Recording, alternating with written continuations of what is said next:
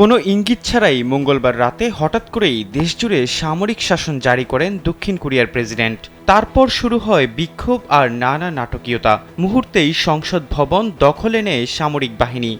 আদেশ দেওয়া হয় বিনা বিচারে গ্রেপ্তারের। এমন ঘটনায় হতভম্ব হয়ে পড়েন রাজনীতিবিদরা। তাৎক্ষণিকভাবে সরকারি ও বিরোধী দলের সংসদ সদস্যরা প্রেসিডেন্টের জারি করা আদেশের বিরুদ্ধে ভোট দেন। শেষ পর্যন্ত বহুল আলোচিত এই সামরিক শাসন তুলে নেন কোরীয় প্রেসিডেন্ট। জেনে নেওয়া যাক ঠিক কী কারণে সামরিক শাসন জারি করা হলো আর কেনই বা তা প্রত্যাহার করা হলো। গণমাধ্যমের প্রতিবেদনে বলা হয়, মঙ্গলবার রাতে আকস্মিকভাবে সামরিক শাসন জারি করেন president ইয়ন সুক Yule. Introducing High Class by Akich Port. জানান, উত্তর কোরিয়ার কমিউনিস্ট বাহিনীর হাত থেকে দক্ষিণ কোরিয়াকে বাঁচাতে এবং রাষ্ট্রবিরোধী নানা শক্তিকে নির্মূল করতে এই পদক্ষেপ নেওয়া জরুরি ছিল।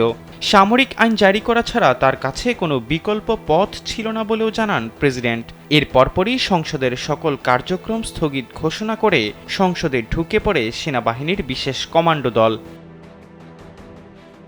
সামরিক আইন জারির পরপরই কোরিয়ার সংসদে তাৎক্ষণিকভাবে জড়ো হন ১৯০ জন আইন প্রণেতা। এ সময় তারা সামরিক আইন জারির বিরুদ্ধে ভোট দেন। দক্ষিণ কোরিয়ার সংবিধান অনুযায়ী সংসদের ৩০০ সদস্যের মধ্যে বেশিরভাগ একমত হলে সামরিক আইন প্রত্যাহার করে নেওয়া যাবে। আইন প্রণেতাদের ভোটের পর সামরিক বাহিনী জানায়, প্রেসিডেন্টের ঘোষণা না আসা পর্যন্ত সামরিক শাসন জারি থাকবে।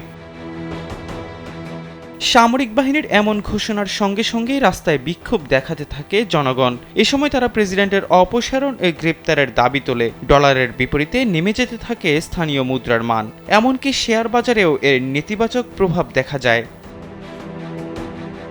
রাতভর নাটকীয়তার পর প্রেসিডেন্ট জানান, সংসদের সিদ্ধান্ত মোতাবেক তিনি সামরিক আইন প্রত্যাহার করে নেবেন। এ বিষয়ে মন্ত্রিসভার সঙ্গে বৈঠকের পর সিদ্ধান্ত জানানোর ঘোষণা দেন ইয়ন সুক ইউল। অবশেষে ভোরে জাতির উদ্দেশ্যে দেয়া এক ভাষণে সামরিক আইন তুলে নেওয়া হয়। তারপরেই প্রেসিডেন্টের পদত্যাগের দাবি তুলতে থাকে বিরোধী দল ও দক্ষিণ কোরিয়ার জনগণ।